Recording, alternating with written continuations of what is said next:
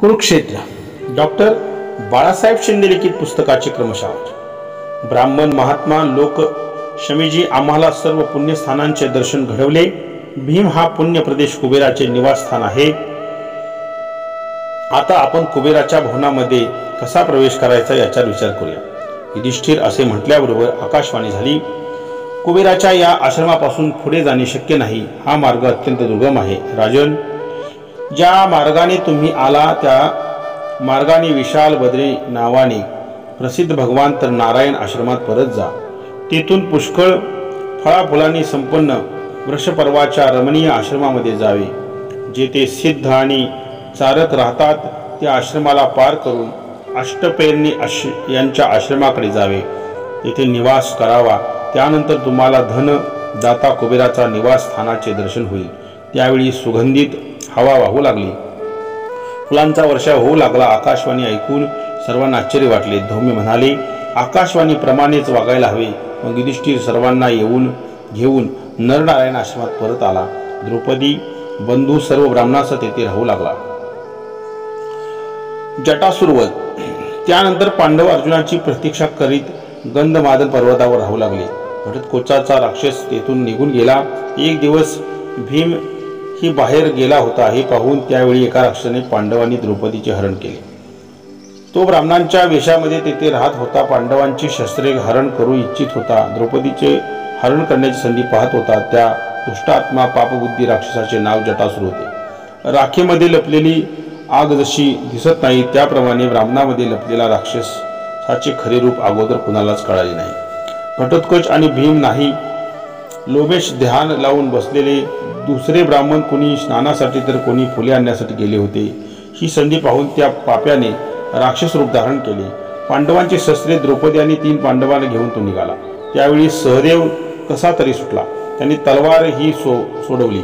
युधिष्ठिर जटासुराला म्हणाला, अरे मूर्खा, अशा प्रकारे विश्वासघात करण्यामुळेच धर्माचा नाश होऊ लागला आहे। राक्षस सुद्धा धर्माचा विचार करतात। राक्षस धर्माचे मूळ आहेत, उत्तम धर्माचे ज्ञान प्राप्त करतात। अरे राक्षस, आम्ही राष्ट्राचे पालक आणि संरक्षक आहोत। चुप बैस, मला शहाणपणा शिकवू नकोस। तुझे धर्मज्ञान तुझ्याजवळ ठेवू, राक्षस म्हणाला। अरे आमचेच अन्न खाऊन आम्हालाच अपहरण कसे करणार? कसे काय करतोयस? आतापर्यंत ब्राह्मणांसारखा वागलास। अशा अवस्थेत तू खरे तर मृत्यूचा अधिकारी आहेस। तुझे प्राण नष्ट होतील। अरे आमची शस्त्रे दे आणि आमच्याशी युद्ध कर। त्यात आम्ही हरलो तर द्रौपदीला घेऊन जा। तू अशा प्रकारे आमचे अपहरण केलेस तर दुनियेमध्ये तुला अधर्म आणि अपकीर्ती मिळेल। आज तू आमची धर्मपत्नी द्रौपदीला स्पर्श केलास, हे पाप केलेस। अरे भयंकर विष आहे जे तू प्राशन केले आहेस। असे बोलून युधिष्ठिराने आपल्या शरीराचे वजन वाढवले, पण त्या भाराने जटासुराचे शरीर दबले जाऊ लागले। त्यामुळे आता तो पहिल्याप्रमाणे तेज गतीने चालू शकत नव्हता। त्यामुळे युधिष्ठिर नकुल आणि द्रौपदीला म्हणाला, तुम्ही या राक्षसाला घालू नका। मी याची गती मंद केली आहे। भीमही इथून दूर गेला नसेल। त्यावर सहदेव म्हणाला, क्षत्रियांचा धर्म आहे की युद्धात शत्रूचा सामना करावा, विजयी व्हावे आणि सामना करताना प्राणत्याग करावा। ही संधी आता आली आहे। आपण विजयी झालो किंवा मारलो गेलो तरी उत्तम गतीला प्राप्त होईल। मी आज या राक्षसाला जिवंत ठेवित नाही। अरे मूर्ख राक्षस, थांब, तू माझ्याशी युद्ध कर। मी पांडुकुमार सहदेव आहे। मला मारून मग द्रौपदीला घेऊन जा आणि माझ्या हातून यमसदनी जा।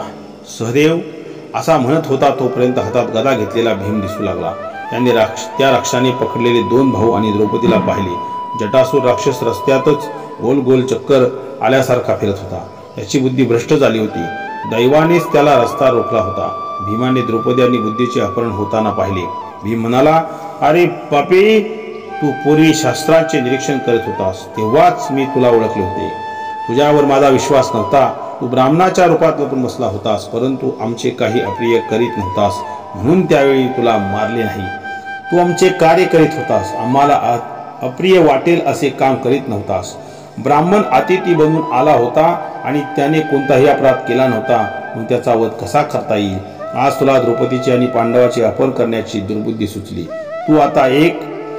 तू आता बक आणि हिडिंब यांच्या मार्गावरून यमलोक जाशील। हे ऐकून जटासूर भयभीत झाला. त्या सर्वांना सोडून युद्धाला तयार झाला. भीम आणि जटासुराचे युद्ध चालू झाले. दोघेही बलवान होते. बाहू युद्ध चालू झाले. भयंकर भुक्यांनी एक दुसऱ्याला मारित होते. अखेर भीमाच्या माराने जटासूर थकला. मग भीमाने त्याला उचलले, पृथ्वीवर आपटले. भीमाने त्याला गुडघ्याने दाबून दाबून मारले. त्याचे शिर पिरगळून धडा वेगळे केले. अशा प्रकारे जटासुराला मारून भीम युधिष्ठिराजवळ आला. त्यावेळी अन्य ब्राह्मण त्याची प्रशंसा करू लागले.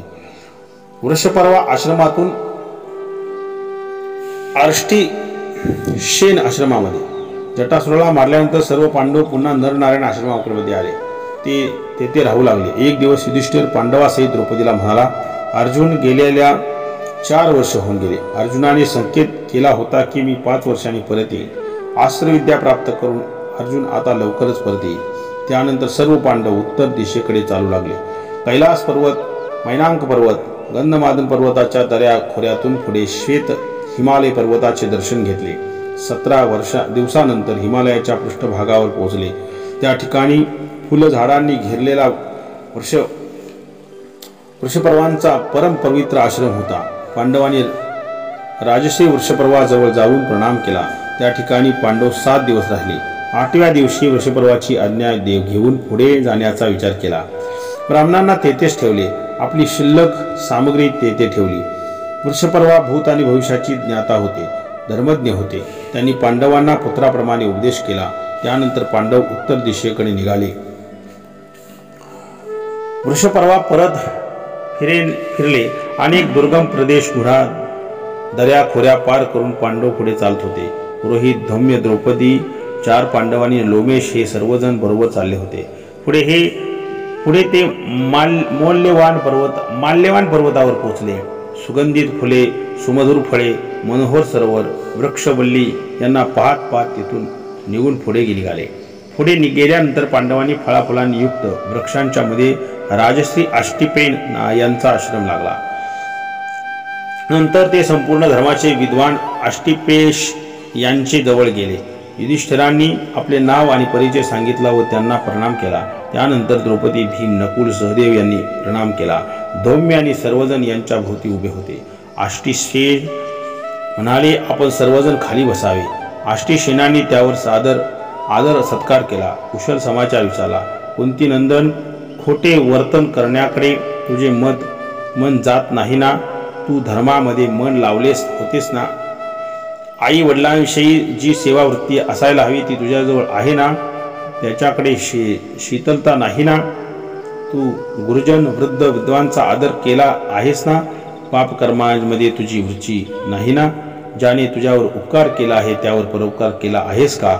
अपकार करणाऱ्यांची उपेक्षा करतोस ना? तू विनाकारण आत्मप्रशंसा करीत नाहीस ना? यथायोग्य सन्मानित होऊन साधू पुरुष तुझ्यावर प्रसन्न आहेत ना? वनात राहून ही तू धर्माचे आचरण केले आहेस ना? तुझ्या वागण्यामुळे धौम्य किंवा अन्य विद्वानांना क्लेश पोचत नाही ना? प्राचीन ऋषीमुनी ज्या रस्त्यावर गेले त्या मार्गावर चालतो ना? युधिष्ठिर, लोक म्हणतात की आपल्या कुळात पुत्र किंवा पुत्री जन्म घेते तेव्हा पुत्र लोक राहणारे पितर शोकमग्न होतात आणि हसतात. शोक यासाठी होतो की त्यांच्या पापात आपणास वाटेकरी व्हावे लागेल का? आणि हसतात यासाठी की त्यांच्या पुण्याचा हिस्सा आम्हाला मिळेल का? युधिष्ठिर, ज्याच्यामुळे माता, पिता, अग्नी, गुरुदेव आणि आत्मा पाचांचा आदर होतो तो हा लोक आणि परलोक दोन्ही जिंकतो. युधिष्ठिर म्हणाला, आम्हाला तर मला धर्माचा सार सांगितला. आपण तर मला धर्माचा सार सांगितला. मी याप्रमाणे वागण्याचा प्रयत्न करीत असतो. आष्टिशेन मुनी म्हणाले, आपण येथे राहून सर्व काही पाहावे, ऐकावे. पर्वतावर जाण्याचा विचार करू नये. इथून पुढे जाणे अशक्य आहे. पुढे देवतांचे विराह स्थान आहे. तेथे माणसे जाऊ शकत नाहीत. पुढे जाणाऱ्या माणसांना राक्षस मारतात. पर्वताचे हे रक्षण शिखर देवता, दानव, सिद्ध आणि कुबेराचे क्रीडास्थळ आहे. येथे कुबेराच्या सेवेत असणाऱ्या तुंबर गंधर्वांचे सामगायनाचे शब्द स्पष्ट ऐकू येतात. तेव्हा जोपर्यंत तुम्ही अर्जुनाशी भेट होत नाही तोपर्यंत आपण सर्वजण येथे राहावे. पांडव आष्टिशेन मुनींच्या आश्रमात राहत होते. आता त्यांचे 5वे वर्ष संपले होते. त्या दिवसामध्ये लोमेशची त्यांना विविध प्रकारच्या गोष्टी सांगित होते. घटोत्कच अगोदरच निघून गेला होता. तेथे राहत असताना पांडवांवर मुनी आणि चारण प्रसन्न होते. असेच एक दिवस जलाशयामध्ये राहणाऱ्या महानाग वृद्धिमान गरुडाने झपाटला मारून पकडले. त्यावेळी पर्वतही हलू लागला. त्यानंतर पर्वत शिखरावरून पांडवांचेकडे हवेचा झोका आला. यामध्ये अनेक फुले फळांचे हार येऊन पडले. त्यातील एक फूल पांडवांच्या जवळ पडले. पांडवांनी ते दिव्य पुष्प पाहिले. ते 5 रंगाचे होते. द्रौपदीने ते पाहिले आणि भीमाला म्हणाली, गरुडाच्या पंखांनी उडवलेली हवा, त्यामुळे आपणाकडे आलेले पंचरंगी फुले आणि हार तर आपण प्रत्यक्ष पाहिले. मला वाटते खांडवनामध्ये अर्जुनाने गंधर्व नाग राक्षस प्रत्यक्ष इंद्रदेव यांनाही युद्धात रोखले होते. पुष्कळ मायावी राक्षस यांनी मारले होते. अग्नी देवाकडे गांडीव धनुष्य प्राप्त केले होते. महाराज भीम, तुमचा पराक्रमही इंद्रासारखा आहे. तुमचे तेज आणि बाहुबल ही महान आहे. मला वाटते तुमच्या पराक्रमाने सर्व राक्षस पर्वत सोडून जावे, म्हणजे या पर्वत शिखरावर तुमचे बंधू आणि सहृदय भय रहित होऊन राहतील. मी तुमच्या बाहुबलाने सुरक्षित होऊन या शैल शिखराचे दर्शन करू इच्छिते. द्रौपदीने हे बोलणे ऐकून भीम तेथून निघाला. पर्वतावर चढू लागला. निर्भय होऊन तो पर्वत शिखरावर जाऊन पोहोचला. त्यानंतर त्याने कुबेरांचे निवासस्थान पाहिले. ते सुवर्ण आणि स्फटिक मण्यांनी बनवल्यासारखे विभूषित दिसत होते. त्याचे कुंपण सोन्याने बनवले होते. त्या भवनामध्ये अनेकानेक अप्सरा नृत्य करीत होत्या. काही वेळ पर्वतासारखा भीम तेथे उभा राहिला. नंतर त्याने जोरात शंख वाजवला. तो आवाज ऐकून यक्ष, राक्षस, गंधर्व आपापली हत्यारे घेऊन भीमाकडे निघाले. त्यानंतर यक्ष आणि भीम यांच्यात युद्ध सुरू झाले. राक्षस यक्ष मायावी होते. ढगांनी सूर्य झाकावा त्याप्रमाणे राक्षस मायाद्वारा भीमाला झाकून टाकत होते. भीम एकाग्रित होऊन लढत होता. यक्ष आणि राक्षस आपली आयुधे तेथेच टाकून दक्षिणेकडे पळून गेले. त्या ठिकाणी मणिमान राक्षस सुद्धा उपस्थित होता. हातामध्ये त्रिशूल आणि गदा घेतली होती. त्याने अधिकार आणि पौरुष्य दोन्हीही प्रकट केले. आपले सैनिक पळून जातायत हे पाहून तो म्हणाला, अरे तुम्ही एवढ्या संख्येने असताना एका माणसाकडून पराजित होता. कुबेर भगवान जाऊन धनाध्यक्षांना काय सांगणार. असे म्हणत हातात शक्ती शूल गदा घेऊन त्याने भीमावर आक्रमण केले. दोघांचे युद्ध बराच वेळ चालले. अखेर भीमाने गदा गागर फिरवली आणि मणिमानवर टाकली. मणिमान राक्षस ठार झाला. अन्य राक्षस पळून गेले.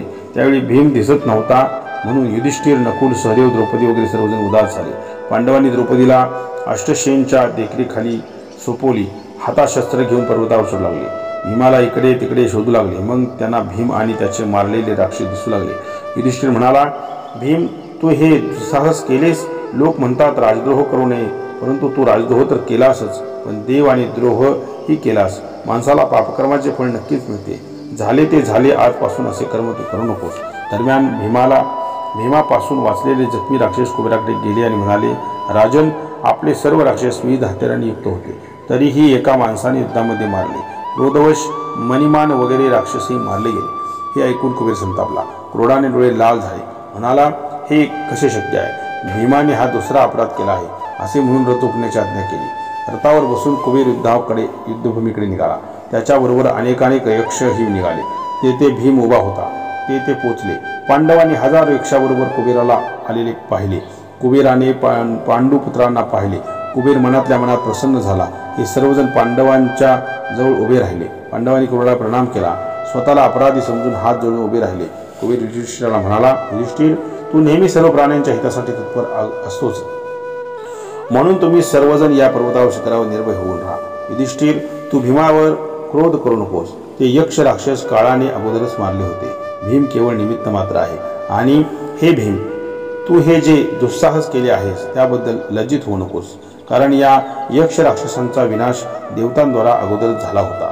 भीमावर माझा क्रोध नाही, मी त्याच्यावर प्रसन्न आहे. त्यानंतर कुबेर भीमाला म्हणाला, तू द्रौपदीसाठी जे साहस कार्य केले आहेस, तू माझी आणि देवतांची अवहेलना करून स्वतःच्या बाहुबलाने राक्षसांचा विनाश केला आहेस. त्यामुळे मी महर्षी अगस्त्य यांच्या एका शापापासून मुक्त झालो आहे.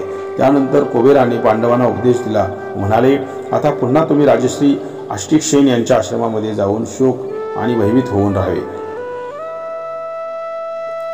माझे यक्ष राक्षस गंधर्व किन्नर हे तुमचे रक्षण करतील. असे म्हणून कुबेर कैलासाला गेला. अर्जुन आगमन. गंधमान पर्वतावर निवास करताना अर्जुनाला भेटण्याची उत्कंठा पांडवांच्या मनात होती. पांडवांच्या मधुर वागण्यामुळे गंधर्व आणि महर्षिगण प्रेमपूर्ण पांडवांना भेटण्यासाठी येत होते. त्या श्रेष्ठ पर्वतावर कुबेराने अनेक सुंदर सरोवर बनवले होते. राजा कुबेरासाठी असायला हवा त्याप्रमाणे समृद्धीशाली क्रीडा प्रदेश तेथे बनवला होता. त्यानंतर पर्वतावर निसर्गाचे शोभा पाहत आणि निरंतर अर्जुनाचे चिंतन करीत पांडव तेथे एक दिवस 1 वर्षाप्रमाणे व्यतीत करत होते. ज्यावेळी धौम्य मुनी आज्ञा घेऊन अर्जुन डोक्यावर जटा धारण करून तपस्येसाठी गेला त्यावेळपासून पांडवांना आनंद वाटत नव्हता. त्यांचे मन सतत अर्जुनाकडे लागले होते. अर्जुनाने 5 वर्ष इंद्रलोकी राहून दिव्यास्त्रे प्राप्त केली. अग्नी, वरुण, सोम, वायू, विष्णू, इंद्र, पशुपती, ब्रह्मा, परमश्रेष्ठी, प्रजापती, यम, भाता, सविता, त्वष्टा तसेच कुबेर संबंधी अस्त्र सुद्धा देवेंद्रापासून प्राप्त करून त्यांना प्रणाम केला. देवताची आज्ञा घेऊन अर्जुन गंधमादन पर्वतावर आला. लांबूनच अर्जुन आलेला पाहून पांडवांना आनंद झाला. अर्जुनाच्या रथाचा सारथी मातीले होता. रथ थांबला. अर्जुन रथातून उतरला. सर्वप्रथम धौम्य मुनींना प्रणाम केला. त्यानंतर युधिष्ठिर, भीम यांना प्रणाम केला. नकुल, सहदेव यांनी अर्जुनाला प्रणाम केला. द्रौपदीनेही प्रणाम केला. नंतर अर्जुन युधिष्ठिराजवळ गेला उभा राहिला. अर्जुनालाही मोठा आनंद झाला. युधिष्ठिराने मातलीचा सत्कार केला. मातलीला सर्व देवतांचे कुशल विचारले. चर्चा झाली. मातलीने पुत्रवत उपदेश केला आणि मातली पुन्हा स्वर्गलोकी गेला. त्यानंतर अर्जुनाने इंद्राने दिलेली सर्व आभूषणे उतरवून द्रौपदीला समर्पण केले. अर्जुनाने स्वर्गीय प्रवासाचा समाचार थोडक्यात सांगितला. रात्री निश्चित होऊन शयन केले. दुसऱ्या दिवशी देवराज इंद्र पांडवाकडे आले. पांडवांनी इंद्रांचे स्वागत सत्कार केला. इंद्रही म्हणाले, युधिष्ठिर, तू या पृथ्वीचे शासन करशील. आता तुम्ही पुन्हा काम्यकोणात कल्याणकारी आश्रमात जावे. अर्जुनाने माझ्याकडून दिव्यास्त्रे प्राप्त केली आहेत. त्याचबरोबर त्याने माझे प्रिय कार्य केले. आता तिन्ही लोकांमधील समस्त प्राणी याला पराजित करू शकणार नाहीत असे म्हणून इंद्रलोकी गेला. देवराज इंद्र गेल्यानंतर बंधू आणि द्रौपदी बरोबर अर्जुनाने युधिष्ठिराला प्रणाम केला. अर्जुनाला युधिष्ठिराने इंद्रलोकी 5 वर्ष कशी घालवली, दिव्यास्त्रे कशी प्राप्त केली याविषयी विचारले. अर्जुनानेही ती गेल्यापासूनची सर्व हकीकत विस्ताराने सांगितली व पुढे म्हणाला, एक दिवस इंद्र मला म्हणाले, तू 5 विधियुक्त 15 अस्त्रे प्राप्त केली आहेस. प्रयाग, उपसंहार, आवृत्ती, प्रायश्चित्त, प्रतिघात या अस्त्रांच्या 5 विधी आहेत. आता गुरुदक्षिणा देण्याची वेळ आली आहे. तू गुरुदक्षिणा देण्याची प्रतिज्ञा कर. मग मी तुला काम सांगतो. यावर मी म्हणालो, भगवन, जे काही मी करू शकतो त्याला कसे असे समजावे. त्यावर इंद्र म्हणाले, निवांत कवच नावाने माझे शत्रू आहेत. समुद्रामध्ये दुर्गम स्थानाचा आश्रय घेऊन राहत आहेत. त्या सर्व राक्षसांची संख्या 3 कोट आहे. त्या सर्वांचे रूप, बल, तेज एकसारखे आहे. अर्जुन, तू त्या दानवांचा संहार करा. एवढे काम केले की तुझी गुरुदक्षिणा पूर्ण झाली. एवढे म्हणून इंद्राने मला एक दिव्य रथ दिला. माझ्या मस्तकावर इंद्राने किरीट बांधला. मग मला विविध आभूषणे घातली. त्यानंतर अभेदच कवच घातले. त्यानंतर माझ्या गांडीव धनुष्यावर 8 पत्त्यांच्या जोडली आणि मी युद्धासाठी निघालो. तेव्हा सर्व देवता मला इंद्र समजून माझ्याकडे आले. मला ओळखले व म्हणाले, अर्जुन, काय करायची तयारी चालवली आहेस. त्यावर मी सविस्तर सांगितले व म्हणाले, मी निवात कवचाशी युद्ध करायला निघालो आहे. त्यावेळी देवता म्हणाले, या रथामागे इंद्राने 100 विजय प्राप्त केला. नमुची, बल, व्रत आणि तारकासुराला पराजित केले. यांच्याशिवाय अनेक दैत्यांना मारले आहे. त्याप्रमाणे तू सुद्धा निवांत कवचाला पराजित करशील. हा श्रेष्ठ शंख आहे, जो वाजविला तर दानवावर विजय प्राप्त होऊ शकतो. इंद्राने सुद्धा या शंखाद्वारा विजय प्राप्त केला आहे. तोच हा शंख आहे. देवतांनी मला दिला होता म्हणून त्यांचे नाव देवदत्त आहे. शंख घेऊन देवदत्तांचा तोंडून माझी स्तुती ऐकवून कवच, बाण आणि धनुष्याचे सुसज्जित होऊन निवांत कवच दानवाकडे निघालो. त्यानंतर मी जलस्वामी समुद्राजवळ गेलो. समुद्राचे निरीक्षण केले. त्या महासागराजवळ मी एक दैत्यनगर पाहिले. ते दानवांनी भरलेले होते. सारथी मातलीने दैत्यपुरीकडे रथ नेला. रथाच्या आवाजाने ते राक्षस घाबरले. हातात शस्त्र घेऊन ते उभे राहिले. मी देवदत्त शंख वाजवला. निवांत कवच नावाचे सगळे दैत्य नगराच्या बाहेर आले. त्यानंतर सर्व दानवांनी संघटित होऊन एकदम माझ्यावर आक्रमण केले. तुंबळ युद्ध झाले. सर्व दानव मारले गेले. त्यानंतर येताना मी हिरण्यपुरवासी पौम लूम आणि कालकेव दैत्यांचा पाशुपत अस्त्रांनी वध केला. त्यावेळी इंद्राने माझे अभिनंदन केले. मी देवराज इंद्रांच्या विश्वासपात्र बनलो. इंद्रांनी माझ्या शरीराच्या रक्षणासाठी अभेद्य दिव्य कवच आणि सुवर्णमय माळ मला दिली. प्रचंड आवाज करणारा देवदत्त शंख दिला. तसेच दिव्य वस्त्र आणि आभूषणे दिली. अशा प्रकारे गंधर्व कुमाराबरोबर सुखरूप राहू लागलो. त्यावेळी गंधर्वराज विश्वाससूचा पुत्र चित्रसेन याच्याशी माझी मैत्री झाली. अशा प्रकारे द्वितजनित कलहाचे स्मरण करीत इंद्रभवनामध्ये 5 वर्ष काढली. त्यानंतर गंधमादन पर्वताच्या शिखरावर आपण सर्वांचे दर्शन घेतले. तू दिव्यास्त्र प्राप्त केलेस ही आनंदाची बाब आहे. माझी इच्छा आहे की ती अस्त्रे आम्हाला दाखवावीत, ज्याद्वारे तू निवांतकवाचा ठार केलेस. युधिष्ठिर म्हणाले, मी उद्या सकाळी ती अस्त्रे दाखवतो. अर्जुन म्हणाला. दुसऱ्या दिवशी सकाळी आवश्यक कर्म करून युधिष्ठिर म्हणाला, मला आता दिव्यास्त्र दाखव, ज्याने दानवांचा पराजय झाला. मग अर्जुनाने दिव्य कवच धारण करून देवदत्त शंख दाखवला. हातामध्ये गांडीव धनुष्य घेतले. दिव्यास्त्र दाखवायला सुरुवात केली. त्यावेळी धरणीकंप झाला. मग ब्रह्माजी, समस्त लोकपाल, महादेव वगैरे देवता तेथे आले. नारदजीही तेथे आले आणि म्हणाले, अर्जुन, आता यावेळी दिव्यास्त्रांचा प्रयोग करू नकोस. दिव्यास्त्र कोणतेही लक्ष नसताना सोडू नये, नाहीतर तिन्ही लोकांचा विनाश होईल. तेव्हा अशा प्रकारे दिव्यास्त्र दाखवण्याचे साहस पुन्हा कधी करू नकोस. अशा प्रकारे अर्जुनाच्या दिव्यास्त्र प्रदर्शनाला थांबून देवलोक परत गेले. त्यानंतर पांडव अर्जुनासह रमणीय शैल शिखरावर सुखाने राहू लागले. पांडव अर्जुनाबरोबर 4 वर्ष तेथे राहिले, परंतु तो काळ भराभर गेला. त्यांना एका रात्रीसारखा वाटला.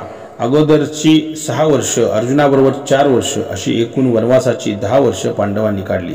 त्यावेळी भीम युधिष्ठिराला म्हणाला, महाराज, आपल्या प्रतिज्ञेमुळे आम्ही दुर्योधनाचा वध करीत नाही. आमचे वनवासातील 11 वर्ष चालले आहे. आपल्या आज्ञेमुळे मानापमानाचा विचार न करता वनामध्ये राहत आहोत. महाराज, आपले काम करण्याचे श्रीकृष्णांनी सात्यकी सदैव तयार आहोत. अर्जुनाचे बळ ही आता वाढले आहे. मी सुद्धा काही कमी नाही. नकुल, सहदेव तर आपल्या आज्ञेचे पालन करण्यास सदैव तयार आहेत. आमचा उद्देश आहे की आपल्या धनाची प्राप्ती व्हावी, ऐश्वर्य वाढावे, म्हणून आम्ही दुर्योधनाच्या वैर्याचा बदला घेऊ इच्छितो. त्यानंतर सर्वांचा अभिप्राय जाणून कुबेरचं निवासस्थान गंधमादन पर्वताला पांडवांनी प्रदक्षिणा घातली. सर्व भवन, नद्या, सरोवरे, राक्षसांचा निरोप घेतला. मग त्या मार्गाने आले होते तिकडे पाहू लागले. गंधमादन पर्वताला युधिष्ठिर म्हणाला, शैलेंद्र, मन आणि बुद्धीवर संयम ठेवणारा मी शत्रूला जिंकेन. आमचे गेलेले राज्य परत मिळवेन. सरदयाबरोबर आमचे सर्व कार्य पूर्ण करून तपस्येसाठी परत आल्यानंतरही आपल्या पुन्हा दर्शन करीन. असे म्हणून सर्वांसह युधिष्ठिर खाली उतरू लागला. महर्षी लोमेशजींनी पांडवांना प्रस्थान करताना पाहिले, तेव्हा त्यांनी पांडवांना उपदेश केला आणि तेथून देवतांच्या परमपवित्र देवलोकाला गेले. राजश्री आष्टीशेन मुनींनी सर्वांना उपदेश दिला. नंतर पांडव पवित्र तीर्थ तपोवन सरोवराचे दर्शन करीत परत फिराले. दरम्यान त्या ठिकाणी घटोत्कच आला होता. त्यानंतर त्या ठिकाणी दुर्गम पर्वत, नद्या, दऱ्या, खोऱ्यातून जावे लागत होते. तेथे घटोत्कच आपल्या मित्रांसह अगोदरच प्रमाणे पांडवांना व अन्य जणांना पाठीवर बसवून रस्ता पार करीत होता. अनेक वेळा दुर्गम ठिकाणी निवास करून पांडव पुन्हा वृक्ष पर्वाच्या आश्रमात आले. तेथे काही दिवस राहून पुन्हा विशालपुरीच्या बदरिकाश्रम तीर्थामध्ये आले. त्यानंतर त्या मार्गाने पांडव आले होते. त्या मार्गाने परत चालले होते. बद्रिकाश्रमामध्ये 1 महिना राहून किरात नरेश सुबाहूच्या राज्याकडे प्रस्थान केले. सुबाहूने जेव्हा ऐकले की आपल्या राज्यात पांडव गण आले आहेत, तेव्हा आनंदित होऊन तो नगराबाहेर आला. उत्तम प्रकारे आदरातिथ्य केले. सुबाहूला भेटल्यानंतर ते आपले सारथी इंद्रसेन, परिचारक, सेवक आणि स्वयंपाकी यांना भेटले. तेथे 1 रात्र आनंदाने निवास केला. पांडवांनी सारथी आणि रथ बरोबर घेतले. आपल्या अनुचारासह घटोत्कचाला निरोप दिला. पुढे यमुना नदीच्या उगमस्थानाजवळ आले. तेथे विशाख युप नावाच्या वनात निवास केला. आत्तापर्यंत पांडवाचे वनवासाचे 12वे वर्ष आले. ते सर्व काही वनात आनंदाने घालवावे आणि त्यांना मनोमन आनंद वाटत होता. त्या वनातून निघून पांडव सरस्वती नदी तटावर वाळवंटाजवळ आले. नंतर द्वैवनातील द्वैत सरोवराजवळ आले. त्यावेळी द्वैतवनातील निवासी लोक पांडवांच्या दर्शनासाठी तत्परतेने आले. मग पांडव तेथे आनंदाने राहू लागले. पांडव द्वैतवान राहत होते. त्यावेळी वर्षा ऋतू आला. दिवस सरकत होते. शरद वृत्तीची पौर्णिमा आली. पांडव तेथून काम्यक वनात आले. काम्यक वनात पांडव आल्याने समजताच श्रीकृष्ण पांडवांना भेटण्यासाठी आले. दरम्यान त्रिकालदर्शी चिरंजीवी महातपस्वी मार्कंडेय मुनी ही येणार आहेत हे समजले. श्रीकृष्णाने अर्जुनाचा कुशल समाचार विचारला. अर्जुनाने वनवासातील सर्व वृत्तांत सांगितला. नंतर सुभद्रा आणि अभिमन्यूचा समाचार विचारला. बरीच चर्चा झाली. त्यानंतर श्रीकृष्ण द्रौपदीला म्हणाले, कृष्णे, अर्जुनाला भेटून तुझी कामना सफल झाली. ही मोठी आनंदाची गोष्ट आहे. तुझे सर्व पुत्र कुशल आहेत. धनुर्वेद्याविषयी त्यांना प्रेम आहे. आपल्या सहृदयासह सदाचार आणि धर्माचे ते पालन करतात. कृष्णे, तुझे वडील आणि बंधूंनी राज्य आणि वाहनादिनाच्या सुविधा देण्याचे म्हटले तरी त्यांच्या घरी मुलांनी राहणे पसंत केले नाही. तेथे त्यांचे मन लागत नाही. ते द्वारकापुरीमध्ये राहतात. त्या बालकांना तू जशी सदाचरणाची शिकवण देऊ शकतेस तशी शिकवण देण्याचा क्षमता सुभद्रेमध्येही आहे. ती सावधतेने सदाचाराचे शिक्षण देते. तुझी मुले शस्त्रामध्ये पारंगत आहेत. तुझी मुले नगराची शोभा पाहण्यासाठी जातात. त्यावेळी प्रत्येकासाठी रथ, घोडे, हत्ती, पालखी याच्या मागे मागे जाते. त्यानंतर श्रीकृष्ण युधिष्ठिराला म्हणाले, वृष्णी, अंगद आणि वंशी योद्धा, तुमचे हितचिंतक योद्धा तुमच्याबरोबर आहेत. दुर्योधन आणि त्याचे पापी सहृदयी यांना विमुख पाठवावे. हवे तर तुम्ही सभेमध्ये प्रतिज्ञा केली त्याप्रमाणे वागावे. आपली आज्ञा असेल तर आम्ही यदुवंशी युद्धा शत्रूला मारून टाकू. नंतर आपण हस्तिनापूरला जावे. श्रीकृष्णाच्या या बोलण्यावर युधिष्ठिर म्हणाला, आम्ही सर्व पांडव आपणा शरण आलो आहे. ज्यावेळी वेळ येईल त्यावेळी आपल्या म्हणण्यानुसार सर्व काही करू, यात शंका नाही. आम्ही आपल्या प्रतिज्ञेनुसार 12 वर्षाचा काळ वनात फिरवून घालवला आहे. आता अज्ञातवासाची 1 वर्षही पूर्ण होईल. त्यानंतर आम्ही पांडव आपल्या आज्ञेप्रमाणे वागू. आम्ही तुमच्या अधीन असू. आपण आमच्यावर असाच स्नेह ठेवावा. आम्ही सर्व पांडव सत्यपालामध्ये निमग्न राहावे असे वाटते. आम्ही सर्वजण आपणास शरण आलो आहे. श्रीकृष्णाने युधिष्ठिर अशी चर्चा करीत होते. त्यावेळी त्रिकालदर्शी महातपस्वी तपवृद्ध 1000 वर्ष वृद्ध धर्मात्मा मार्कंडेय मुनी आलेले दिसले. मार्कंडेय मुनी रूप आणि उदारता या गुणांनी संपन्न होते. अजर अमर होते. एवढे वय झाले, वृद्ध झाले तरी ते 25 वर्षाचे वाटत होते. 1000 वर्षाचे वृद्ध मुनी आल्यानंतर पांडवासहित श्रीकृष्णाने समस्त ब्राह्मणांनी त्यांचे पूजन केले. एका आसनावर विराजमान झाले.